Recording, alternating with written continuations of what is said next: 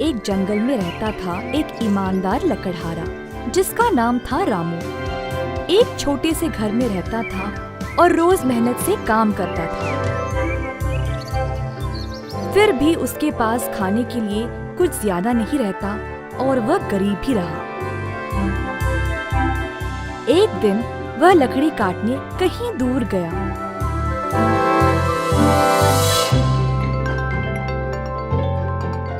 एक बड़ा सा अच्छा पेड़ की खोज में वह काफी दूर तक चला।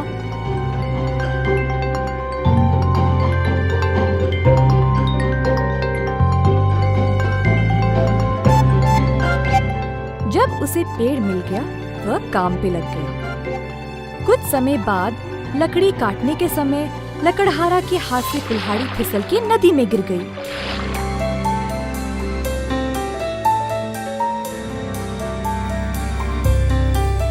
बेचारा रामू ये देखकर रोने लगा। मेरे पास केवल वो कुल्हाड़ी थी, अब वो भी खो गया। अब मैं अपनी रोजी रोटी कैसे कमाऊं?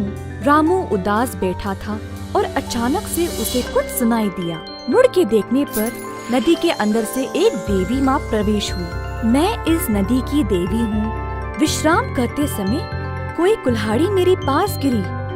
कहाँ से गिरी ये देखने जब ऊपर तक आई तो तुम्हें रोते हुए देखा। क्या हुआ तुम्हें?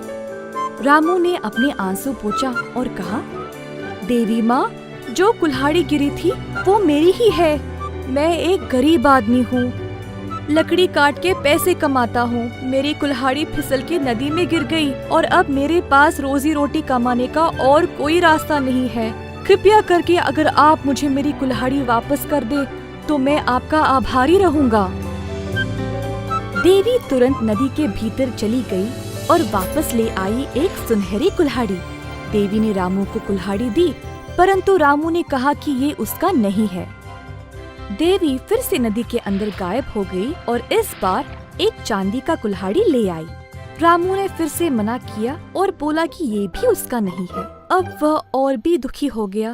देवी ने देखा कि ये लकड़हारा बहुत ईमानदार व्यक्ति है। वह फिर से नदी के अंदर चली गई और इस बार देवी रामू की कुल्हाड़ी को ही ले आई। जब रामू ने अपनी कुल्हाड़ी को देखा वह खुशी से झूम उठा।